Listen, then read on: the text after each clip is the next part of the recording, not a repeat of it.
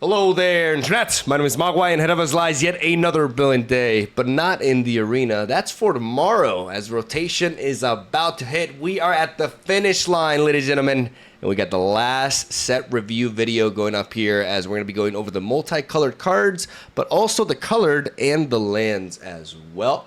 I'm going to try to go faster through this, because I want to focus on the cards that I think will be relevant, and I want to dive a little bit into what I think about the color combinations that are going to define the different creature types.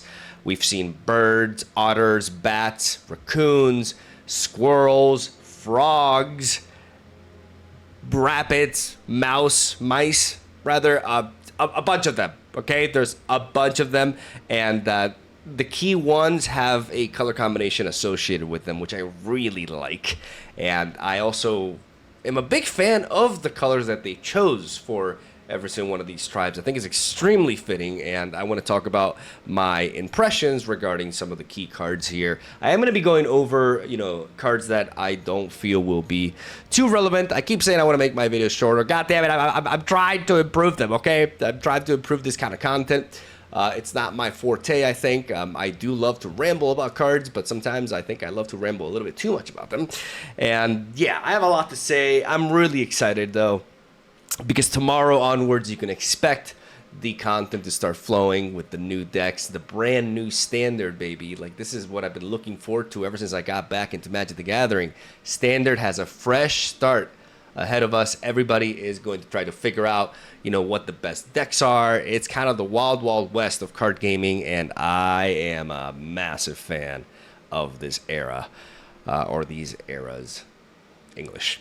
These periods of time in which things aren't quite as clear. The internet has yet to figure out the meta, and yeah, we're starting all over. And if that's not exciting to you, then I don't know what is, because I am absolutely stoked. This is the moment that I've been waiting for, but today we got to cover the multicolored cards, because like I said, we have different tribes associated to specific color combinations, and I love the way that they've done this. Like, the color combinations that they've chosen for each critter type is honestly really spot on. It feels like it fits. First of all, we got birds. Birds are Azorius, aka white and blue.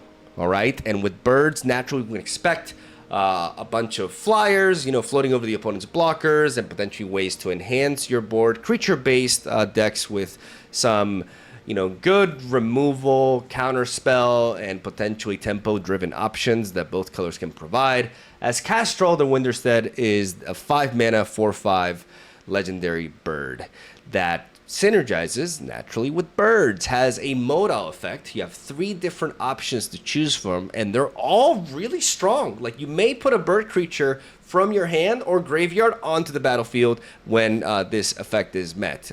In case you haven't read it, whenever one or more birds you control deal combat damage to a player, you choose one of these. So you can develop Castrol on turn 5, and then swing with one of your birds and trigger this effect and choose one of these 3 options. If you have a really spread out board state, give a +1/+1 counter to all your birds. That's really good. If you want to keep developing the board, then you can bring something from your graveyard or from your hand that's a bird onto the field with a finality counter on it, which means that if it dies, it's exiled, by the way, and you develop your board further. Like, this could be a really nasty effect if we have access to a high-cost bird that we could potentially cheat out with this effect. And that's obviously the more degenerate aspect of this combo is, or this effect rather, is what excites me the most. I guess that tells you a lot about me. But ultimately, I think this is a legit, finisher for birds. Like, a reliable win condition to work for that will just enhance your board or can help you to build it. Or if you just have no gas, draw a card. Draw a card being the worst of the 3 options is quite surprising, really, because it's generally a good thing to have. So it doesn't feel bad to just draw a card in case you don't have much else going on. And having those options makes this a very, very legit 5-drop to play for that kind of shell. And I think, will be a good win condition to look forward to for that, as we have the Plumcreed Mentor, who is another bird, but synergizes with non-flying units. This card is interesting to me because when I think of a bird archetype, I imagine just putting all the birds in there and having all my creatures fly because they're birds, and going with that, calling it a day, right? But this card makes things potentially more complex as it is putting +1/+1 counters on target creatures you control that don't have flying whenever this or another flyer enters the board. So that means that this card is rewarding you for having a bit of like a hybrid sort of creature lineup going on here, as you have your flyers, but then you have a good amount of non-flyers that the mentor could potentially buff. So I'm talking a lot about this card because it could potentially send birds in a more complex direction regarding deck building. And it's an interesting card to point out, though I do feel like this one, like I'm uncertain about how good Plume Creed Mentor will ultimately be because of this. Sometimes a card be more interesting kind of ends up making it being worse, but that's not always the case, but I'm not sold on Mentor, and I don't know exactly what the deck will look like with Plume Creed Mentor, but Castrol is definitely a good 5-drop to look forward to for the birds. I'm not gonna spend on these. I'm not gonna spend time on these cards. There's only one card that is a common dual color card. These are multicolored. These are dual color, which means you can spend either blue, one of the two sources of mana to cast them. Basically, they're generally very weak compared to the other cards. They're designed to thrive in a limited environment, and I'm not gonna dwell on them. So I'm gonna move on to rats. We covered birds. Birds are Azorius. Again, that's very fitting. You think about birds, especially like seagulls, and you realize that a lot of birds, prey into the water, so it makes sense for that color combination to represent them, and I like it a lot. And I also like a lot that rats are Dimir. We already have access to some Dimir rats, I believe, within Standard, but this time this really solidifies the potential of a Dimir rat archetype, and I'm really eager to venture into that. The first option here is Tidecaller Mentor, a 3-mana 3/3 with Menace and Threshold. With Threshold is you have 7 cards in your graveyard, can be any card. You can return up to one target non-land permanent to its owner's hand. So this card can recycle something from your graveyard, and it's a 3/3 with Menace. Pretty alright, not the craziest thing, definitely not stronger than something like Lord Skidder, for example. But it exists. It's an option. I'm not particularly impressed by it, but it could end up being better than I think it is. This card, though, I'm really looking out for. Vren the Relentless is a 4-mana legendary rat rogue creature with a 3/4 stat line, Ward 2, which is really neat. It seems like, okay, well, you can bypass that. Sure, yeah, but compare this to Shieldred, for example. Shieldred can be shut down by a Go for the Throat. If you have a Go for the Throat for this, you have to spend 4 mana to do it. So the tempo loss of this being answered by a removal is pretty much mitigated with the ward keyword onto it, especially that being value 2. So I think that already makes this a much safer play than other 4-drops in regarding momentum, right?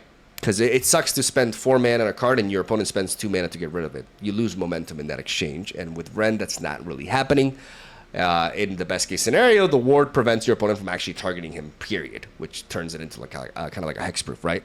So is Ren worth the ward? What is he doing? Well, he's doing a lot. If a creature an opponent controls will die, exile it instead. So any death effects, any sort of graveyard interaction from creatures that go from the board to the graveyard is mitigated completely. And then at the beginning of each end step, create X rat tokens. These rat tokens are 1/1, but they have +1/+1 for each other rat you control on the board. So with rat on the board, they're already, at the very least, that rat will be a 2/2. But obviously, the more rats you have, the bigger these tokens will be. X equates to the amount of creatures that your opponent controlled that were exiled during this turn. So if you run like a Dimir rat deck with a bunch of removal, then you can actually use this removal to enchain it on one turn to then allow Ren to proc at the end step and generate you a bunch of rats that are going to be going really tall. And I think this card is pretty legit. Just because, without the ward, I think it would struggle a little bit because it is an effect that you need to, enable through other cards, right? So it's not as easy as it seems. But once you get going, this card can be really snowbally. And the fact that it's preventing your opponent from, getting to recycle their graveyard by anything that you're killing on board is also very neat. But yeah, it seems like a scary engine that can be difficult to get going, but once you do, it's a pretty spooky one at that, and I really like it. We're going to be skipping this one for the same reason, and we're going to be moving on to the Fireglass Mentor, a 2-mana 2/1 Lizard Warlock. At the beginning of your second main phase, if an opponent lost life this turn, exile the top 2 cards of your library. You can choose one of them, and then until the end of the turn, you can play that card. So it's kind of like drawing you a card if you manage to ping at the opponent's life points. So that's what lizards are. Lizards remind me of the plunder mechanic in Legends of Runeterra, Bilgewater specifically. For those of you, who played lore, you probably understand the comparison. Lizards are Rakdos. So we've gone from Azorius birds to Dimir rats, and then we have Rakdos lizards. I think Rakdos is also quite fitting for this, especially given the design of a lot of them. And I think lizards will represent, a zoo-based aggro archetype. Like, lizards will be all about pinging the opponent's life points and enabling effects by doing so, and then leading to a point where this damage that is delivered at the opponent in small instances adds up and takes them down to 0, right? Like, that's essentially what lizards is going to be, in my opinion. Maybe I'm wrong. I didn't have early access or anything like that, but that's what I feel like lizards are going to be ending up doing. And Gav Scaled Corch is a really important component of that. A 2-mana legendary lizard mercenary with ward, pay 2 life, which plays into this game that I just mentioned, like this whole pinging stuff. But also, whenever you cast a lizard spell, Gav deals 1 damage to target opponent. So Gav, whenever you play another lizard, will automatically enable this requirement. Other creatures you control enter with an additional +1/+1 counter on them for each opponent who lost life this turn. That makes Gav potentially stand out even more in stuff like Commander, where there's multiple players. But don't get me wrong, this card is standard viable for sure. As once you start chaining these lizards, you'll be able to play them with +1/+1 stats, right? And you have an engine that's going to be enabling other effects that are like this by just existing, with a 3/2 stat line that allows us to apply pressure as an aggressive. As an attacker, basically. So, yeah, Rakdos lizards looking very aggro-y, but I am, even though I'm not the biggest aggro player, I do enjoy me some aggressive Rakdos, and I will be messing around with this for sure. I mean, I may mess around with everything, but this is something that I will embrace as well as more of like a mid-range stand. As then we got the infamous Cruel Claw. This is not a lizard, but it's a Rakdos weasel, and I am all for this card. Menace 3/3. Whenever Cruel Claw deals combat damage to a player, you exile cards from the top of your library until you exile a non-land card. You may cast that card by discarding a card rather than paying its mana cost. This card has potential to cheat out some wild things for no mana.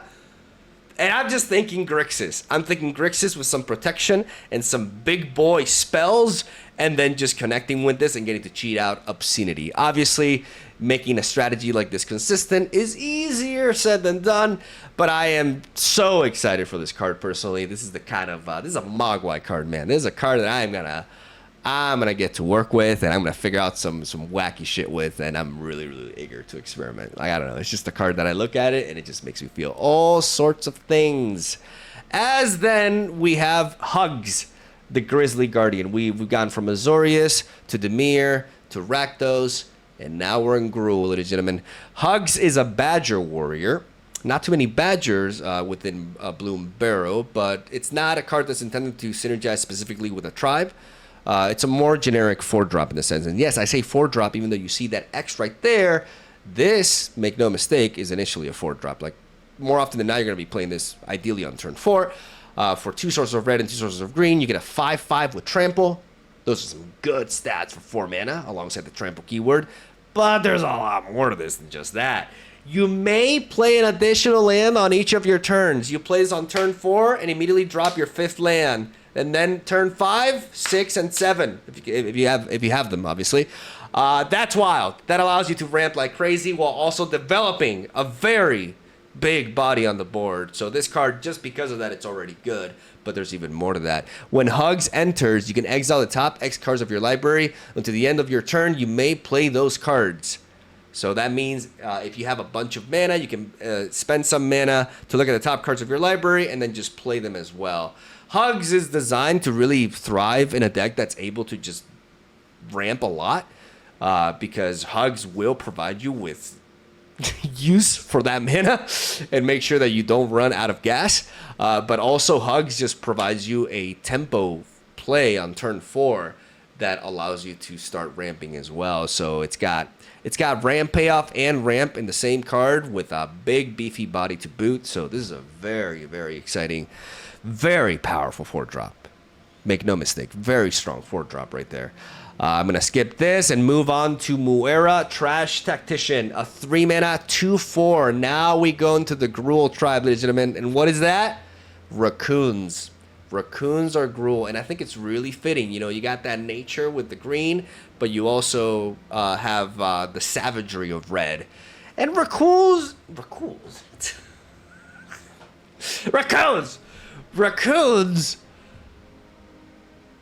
are aggressive. I know that just blew your mind. You never thought that to be true, but yes, raccoons are generally aggressive animals. And I think the color combination is quite fitting for them here. I would have also been good with Golgari, to be honest. But I think red is more fitting than black. You know, black is more for like mischievous, you know, like evil. I don't think raccoons are necessarily evil. I think they're just assholes. And they're just like very aggressive, man. They just get pissed off easily. So, yeah, I think it's fitting. I personally think it's fitting, and I think this is a fantastic card. First of all, look at that stat line, that 2/4 stat line, that Preacher of the Schism premium stat line that with that 4 toughness allows you to survive stuff like Lightning Strike, which is very nice. And it's important for this card to survive because at the beginning of your first main phase, add red or green mana for each raccoon you control. You have a bunch of raccoons, and you get to ramp with them. That's pretty wild. You can expend 4.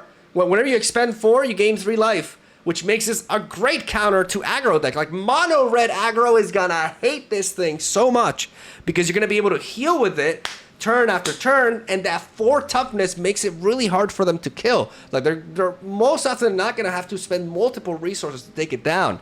If not, you're just gaining life and you're also ramping with it. Like, this is a crazy card, man.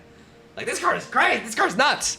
Actually nuts. Like, allows you to ramp like crazy, gives you payoffs for making use of that mana that you're generating. And if you expend 8, well, time to draw. Exile the top 2 cards of your library. Until the end of your turn, you may play those cards. Until the end of your next turn, by the way. So if you expend 8, the next turn, you can still play those cards that you exiled.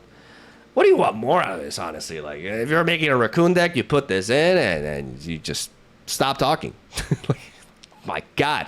This card is also fantastic. 2 mana, 2/2 raccoon that allows you to tap for mana ability right there. But also, when you expend 4, you put a +1/+1 counter on it. So on top of that, it's growing. Every time, the more of this mana you're spending, as long as you're spending 4 every turn, boom, +1/+1 counter again and again and again. It's a slow snowballing process with this. Like, don't go thinking, oh, I'm gonna destroy my opponents with the Wonder Tormentor. It's not probably not gonna happen. But it's going to become beefier, harder to kill, and the longer your opponent ignores this 2-drop, the more difficult it'll be for them to deal with. And that's snowbally trait on a mana enabler, or I don't know how you call it, like a mana ability creature, a tapper. Let's call it a tapper. Yeah, having that on a tapper is actually very relevant, and it being a raccoon and everything, like, yeah, this is just as much of a staple for raccoons as the Muera is. And they function well with each other. Like, playing this on turn 2 and playing this on turn 3, pretty stocks, if you ask me. As then we got the Burrowguard Mentor. We see the Gruul Raccoons, very promising stuff right there. As we go on to Selesnya. Selesnya has rabbits, which honestly is super fitting. We got Burrowguard Mentor. What is Burrowguard Mentor? Well, a 2 mana, I'm big. If you have a bunch of little guys, the card. You know, we've seen cards like this before. In fact, we have a 2 mana rabbit that is very similar to this, but I forgot its name. But it's a white creature, and it's 2 mana. If you guys know what I'm talking about, let me know in the comments down below, because I forget card names all the time. But to be fair, I've returned like a month and a half ago, so, you know, cut me some slack. Yeah, not much more to say about it. You know, it has trample, very relevant. The other rabbit does not have trample, actually. So this one does, and it could be a win condition for rabbit decks. And I think it's going... It's not a legendary creature either, so you can have multiple copies of this on the board. So if you're playing Selesnya rabbits, you're playing this card, essentially. With Burke, it's not as clear, because it's a slow play. It's 6 mana.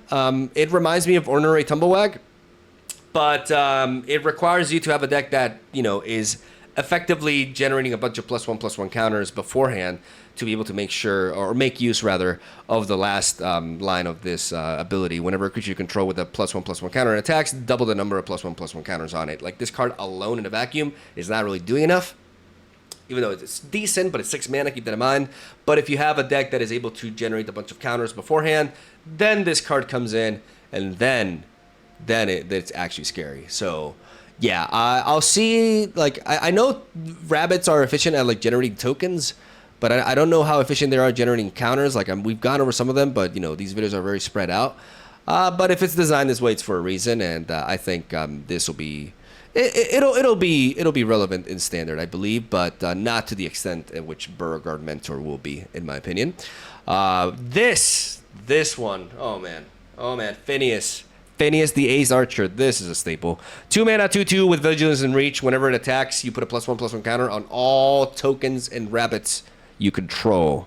Then, if creatures you control have a total power of 10 or more, I speak slower, draw a card. So this thing, the only downside to this is that it has a slow, a weak stat line, a little bit weaker than average, that can allow the opponent to trade into it and kill it. It's not buffing itself when it's attacking. So this Phineas the Archer needs to attack for you to get the value off of it, but by attacking, you give the opponent the ability to block into it and get rid of it. So you need to keep that in mind. It does have that downside, but everything else about this card is absolutely stellar. Like Vigilance and Reach, very nice. It's an archer. Archers have reach, and this ability is just crazy, man. The great thing about this is you can play it on turn 2, and then on turn 3 you can develop the board and then attack and buff it. Like, that's wild. If this thing does not get answered immediately, it could be game over by turn 3 by the opponent. If this gets enough value, honestly, and enough momentum, and if the matchup is one where they can't really deal with a spread out board state, like, this is a very threatening card that will make rabbits great again. Raga? no, it would be. No, I butchered that. Let's skip this one and let's go on to Orzhov. Orzhov is the home to bats. Nobody was shocked when I say this. It makes sense. Bats are ultimately the equivalent of flying rodent vampires, really. So it only makes sense that creatures that are, you know, so linked to that thematic of like draining and stuff end up in Orzhov. Like, I think all the tribes and their association to the color combinations is just spot on. So big shout outs to Wizards for this, like to the devs, because they definitely, like, this set design was really neat. Flavor is very important, I always say, in card design. You know, we're not just plain pieces of paper with text. Like, there's supposed to be like life in them, right? And I think it's really well implemented here. Like, I really like the choices. I love that squirrels are Golgari. That's not such an intuitive conclusion, but I love it. I absolutely adore it. Lunar Convocation. I went on a tangent there. Lunar Convocation is a 2 mana enchantment for Orzhov. At the beginning of your end step, if you gain life this turn, each opponent loses 1 life. And then, at the beginning of the end step as well, if you gained and lost life this turn, you also create a 1/1 black creature token with flying. So we got an enchantment that is potentially generating you more and more value as the game goes through. It's also enabling some other cards that have these specific requirements of, you know, either your opponent losing life or you losing life. You can tap 2 mana and pay 2 life to draw a card with this, so you can enable the second effect with this enchantment alone if you have the mana for it. And I think any sort of deck that has incorporated into it health gain and also resources that use your health as a price will potentially benefit significantly from this enchantment. And I think this enchantment is very exciting. It's going to add a layer of complexity to these kind of decks that I think is going to be very, very well met for standard. And I think this is a very neat card to be introduced, even if it's like less tribalistic. I really like it. As then we have the Starseer Mentor, a 5-mana 3/5. Really love the art for this one. Not crazy about the card. I think you're better off playing something like Akhlazotz instead of this, to be honest. I think this card is just a little bit too slow for what it's doing, and I think a lot of times your opponent is just going to be able to play 3 life for quite a bit before this card actually starts netting you value. And what did you get out of it? A 3/5 with Flying in Villages for 5, even if it's bad? I think you can do better, honestly. So I'm not super impressed with this one, but I am impressed with Zorlin. Oh, man, Deus Zorlin. 3-mana Orzhov 3/3 Bat Cleric with Flying and Vigilance. Whenever a bat you control attacks, you gain 1 life. You see why I don't bother reading these cards? Because you compare this 3-drop, you know, to this, and it's just kind of like, what are we doing, right? Whenever Zorling enters or attacks, you may pay Orzhov in 2 mana and 2 life. When you do, you can return target non-land permanent card with mana value 3 or less from your graveyard to the battlefield with finality counter on it. This is a non-land permanent card, which means it's not only creatures, but also potentially artifacts, enchantments, even a battle as well. Like, this card is nuts. This is a nutty 3-drop that will be 100% a staple for any sort of like bat-focused deck.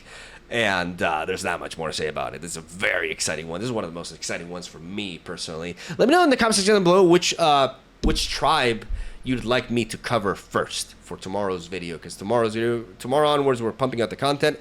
And you know, I honestly I don't know where to start with. Like I like all of them. So I'm in a bit of a conundrum here, and I'd appreciate your input in that regard. So let me know in the comment section down below as we move on to Izzet. So Orzhov Bats onto Izzet Otters. Nobody's surprised at this point that, you know, this was pretty hinted throughout the blue and red reveals that Prowess is going to be all about Otters. We have Selesnya, Divergent Storm, 5-mana 3/5. Whenever you cast a spell, if it's the first instant, sorcery, or Otter without counting Selesnya, then you can have the opponent draw a card and you get to copy that spell. So that's a crazy effect, right? But you are giving your opponent fuel, and you can't undermine that. That's pretty relevant.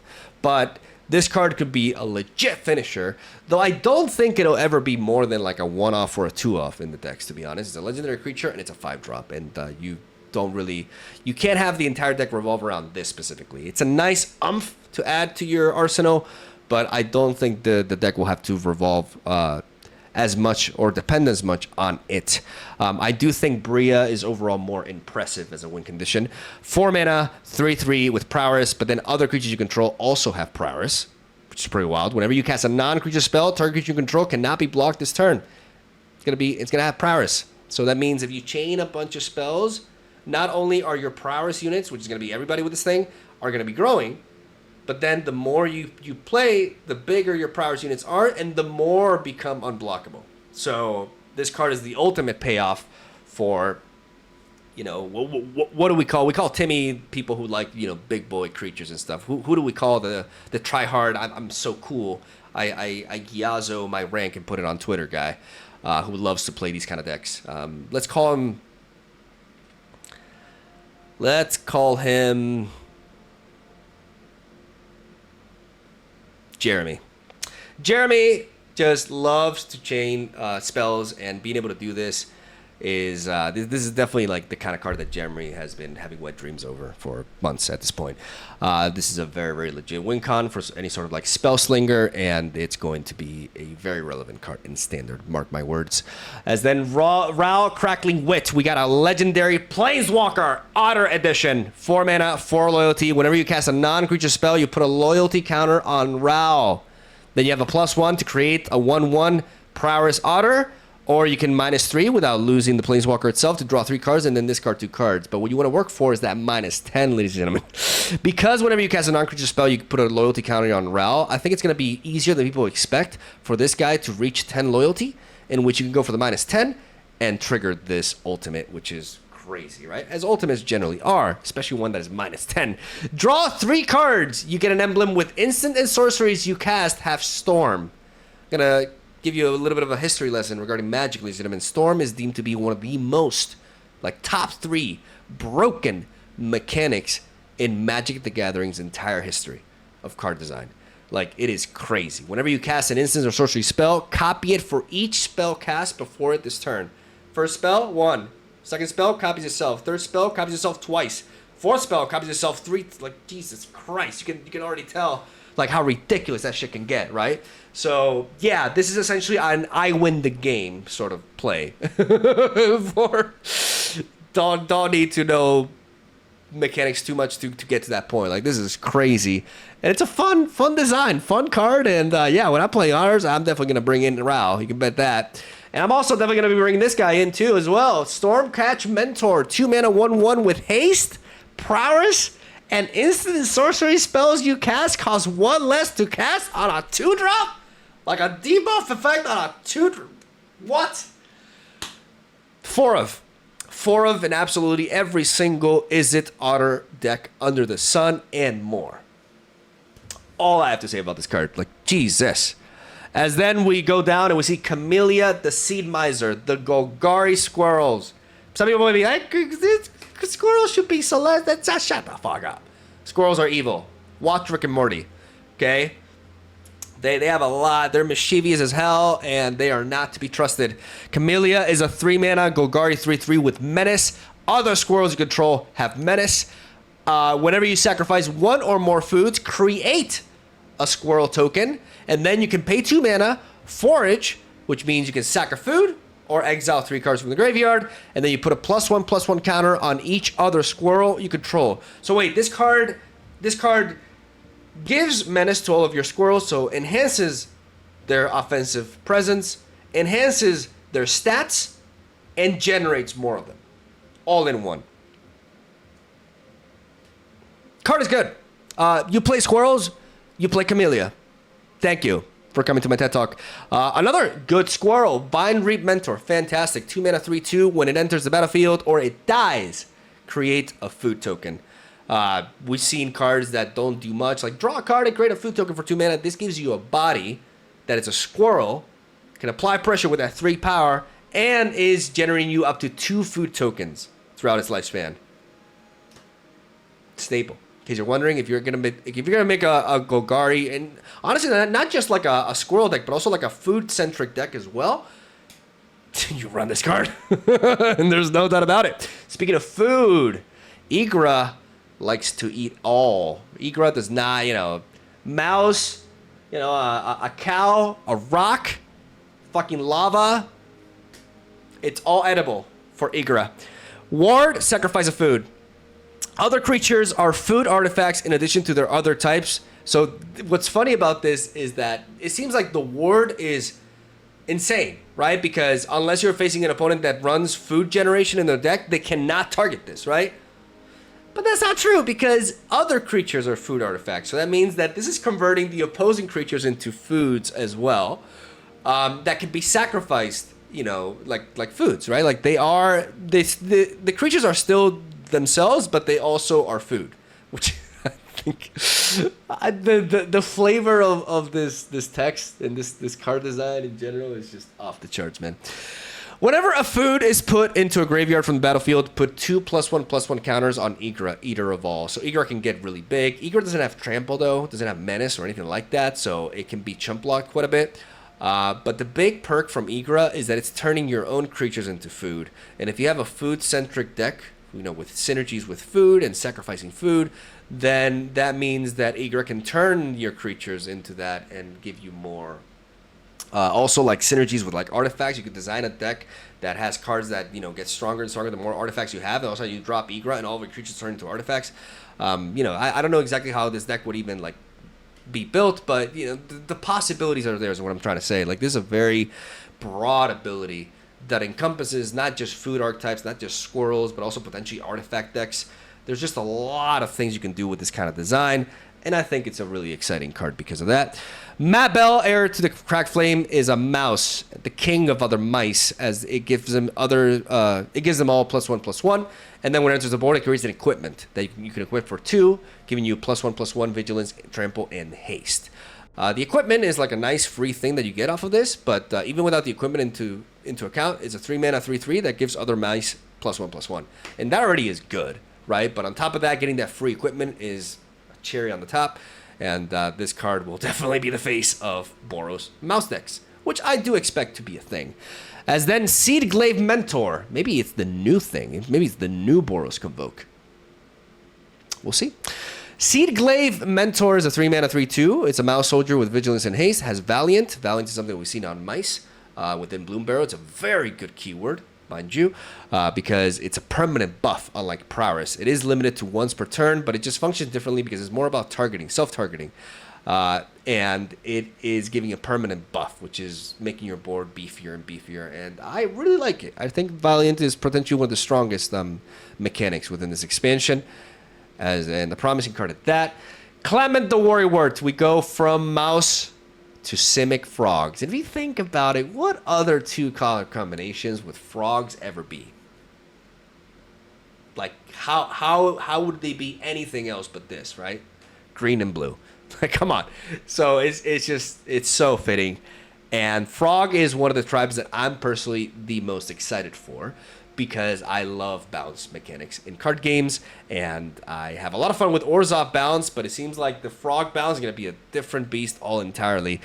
Clement here, whenever it enters or whenever another creature you control enters the board, you get to return up to one target creature you control with less mana value than the one that entered to your hand. So this card is a bounce engine, essentially. So you play, you return something back, you play that, you return something else, you play that, you return something else, and you're just like recycling your upon entry effects. That's the whole point of this card. Frogs you control can tap for mana for other creatures, which allows you to mitigate the biggest weakness bounce decks have, which is mana, right? Like, you need to have mana to bounce stuff, and you need to have mana to play them again.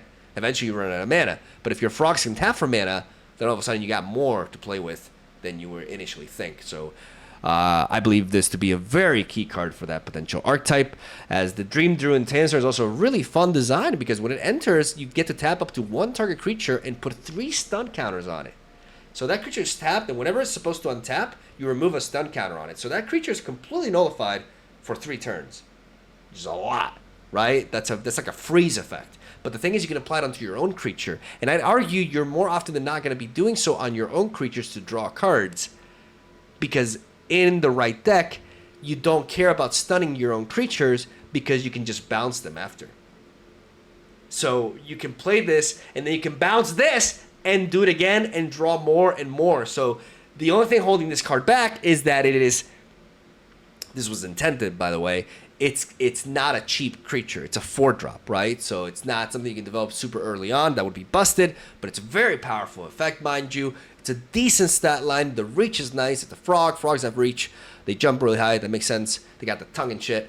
But yeah, it's honestly, like, I think this is a nice, good card that will potentially lead to some wacky stuff within frogs.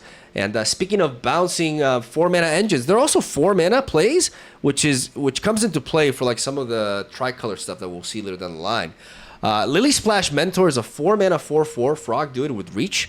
3 mana, exile another target creature you control, and then you return to the battlefield under its own control, buffed with a +1/+1 counter on it, right? So this can bounce, but it can do so in a way that's more efficient, because you're not returning it to your hand and then having to replay it again. You're just exiling it, and for 3 mana, you're doing this process on itself. So you're triggering the upon entry effect for 3 mana essentially, and you're giving it a +1/+1 counter. So very relevant card that I think will be very, very key to these sort of decks. As then we move on to the tricolored cards. We got Baleen the Haymaker, Naya. Tap 2 untapped tokens you control, add 1 mana of any color. Tap 3, draw a card. Tap 4, put 3 +1/+1 counters on Baleen, and then it gets trampled for 1 turn. You know, and every time you untap it, more and more, like, Baleen can just skyrocket in stats, potentially, if you have the board for it. Definitely a very compelling card with tremendous potential.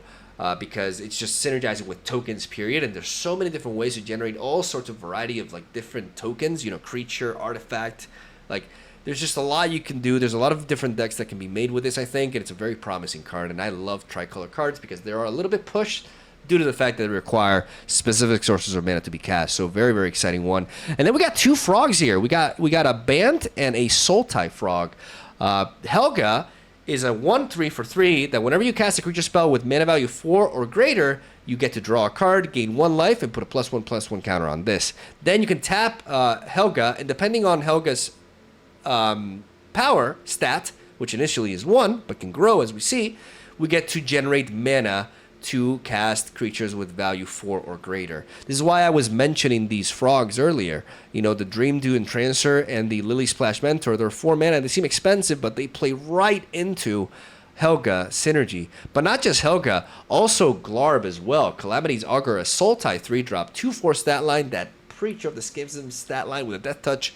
You may look at the top card of your library at any time. You may play lands and cast spells with mana value 4 or greater from the top of your library. And if you tap this, you get to Surveil 2. Ain't that sweet? Ain't that sweet? Cast spells. All right, cast spells. This is limited to creatures, right? Like Helga is limited to creatures that cost 4 or greater, but Glarb isn't. Glarb is just spells. Anything that's 4 mana or greater can be played with this, which makes it gives it more options from a deck building perspective. Like you can blend this in with a bunch of different like concepts. I super stoked for this card. this is an exciting card. I love me some Sultai. So, oh yeah, that's a cool one. But now we move on to colorless. So overall, I'm very excited for frogs. I guess I'm less excited for rabbits and mouse. You know, I'm more into like squirrels, frogs. I like the raccoons too, to be honest. And rats, obviously, bats. You can tell that black is my favorite color, right? Yeah, I'm excited for a lot of them. So yeah, good times. I'm going to be going over only some relevant one here. I think Bumbleflower's Share Pot could potentially be a playable artifact since it does generate your food token and then can lead to removal. I think that's worth considering. Fountain Port Bell seems like another nice like 1-drop cheap artifact that cycles itself eventually, that can also help you curve out properly in best of one. Could fit decks that are artifact centered. I think this card has potential. So does a Heirloom Epic that can tap creatures instead of mana to trigger its activated ability, which draws you card, but you can only do so as a sorcery, so you can't play reactively with this effect, which is important to note. Patchwork Banner, I think, will be very relevant because it's just great. It's a 3 mana buff your tribe by +1/+1 on an artifact that can also tap for mana. Like, yeah, this card will be very relevant, meta defining. Short Bow. I'm not a big expert on equipment, but I think this equipment for low-cost equipment is really up there, honestly, from what I've seen.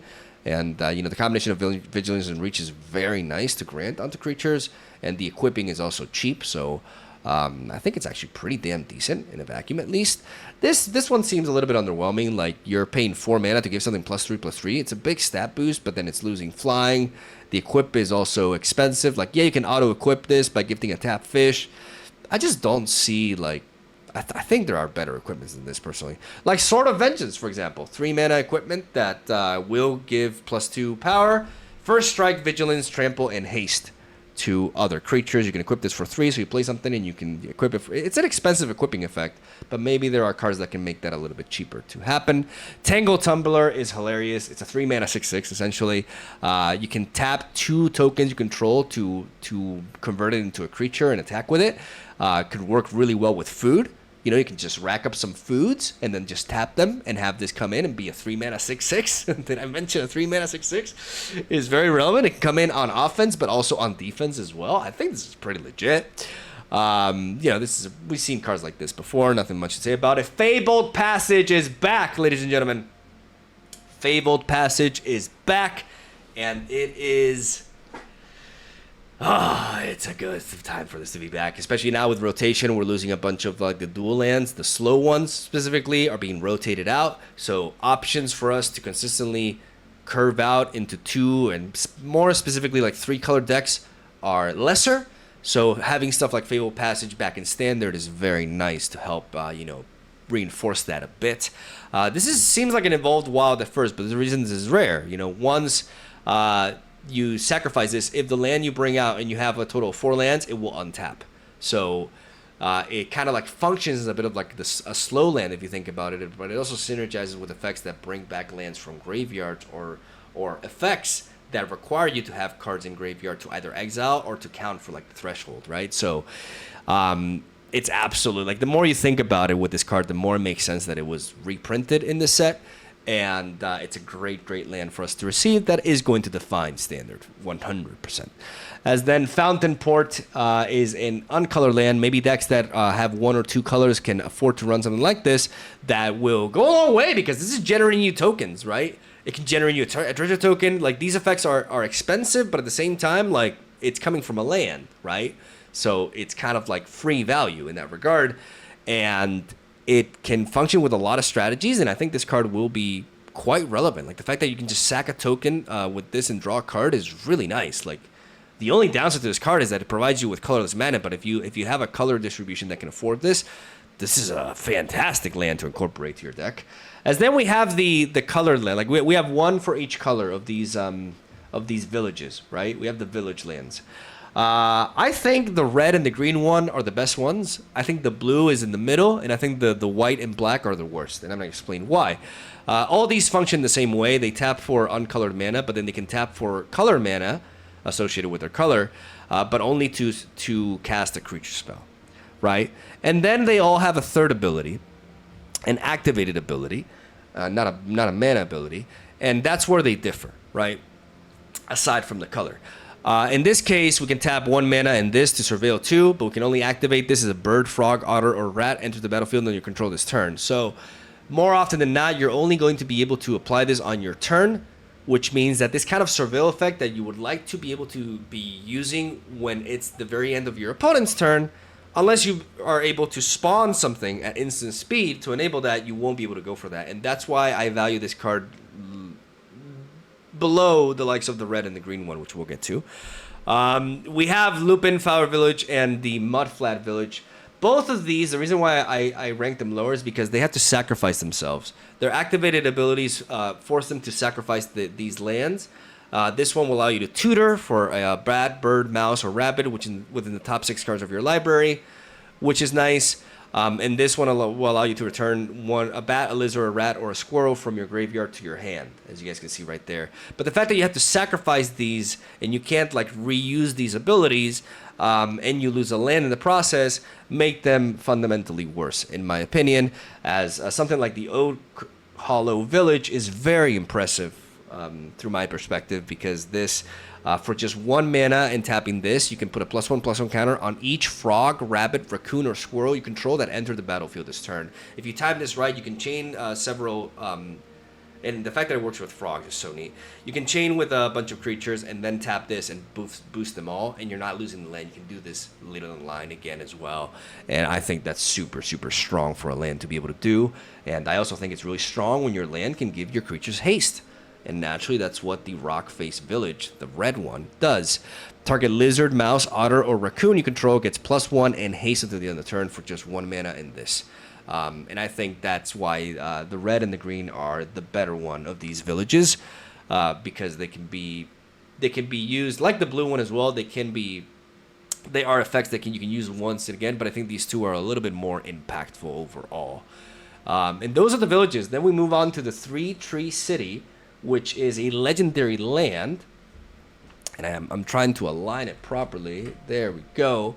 As 3-Tree City enters, choose a creature type. You add colorless mana, but then you can tap 2 mana and this and choose a color, and then add an amount of mana of that color equal to the number of creatures you control of the chosen type. So this means that if you have more than 3 of a specific creature type on the board, this card, this land, will ramp for you. So let's say you have 5. You have 5 squirrels. You just went crazy. You breeding them. You got all these squirrels. You got 5. All right. You tap this, and 2 mana. It'll generate you 5 mana. 5 mana for just 3. So you'll be getting 2 extra mana out of your lands. That's why this land is legendary, and that's why you want to be careful and run this as a one-off. Maybe if you're crazy as a 2-up, but I'd recommend as a one-off because you can only have 1 copy of this on the board. But oh boy, does it feel like a legendary land. You know, in the right deck, this is a staple pretty much. And then Uncharted Heaven, which is not a staple. You know, we're not really going to talk too much about that. And that's it, ladies and gentlemen. That's it. We were under 50 minutes. We did it. I went faster with this one, more straight to the point. give you guys my general impressions. I'm super excited for like all these different tribes, all these different combinations, the ability to go, you know, more into like a specific tribe or kind of like mix them together as well, because there are cards that pay off with that too. It's just a super exciting expansion with phenomenal design, man, and it seems to be so fun. And I don't know where to start with, so tell me, like, guide me a little bit. What do you want to see first? I mean, we're gonna cover everything, but if there's anything you're really eager to see, let me know in the comment section down below, and I'll consider it. Love you. Have a soul day. Thank you guys for watching. Stay tuned for daily Magic the Gathering Arena content. Tomorrow onwards, it begins. Really excited, and I hope you guys are too. Love you. Have a soul day. Thank you for watching. I'll see you guys tomorrow.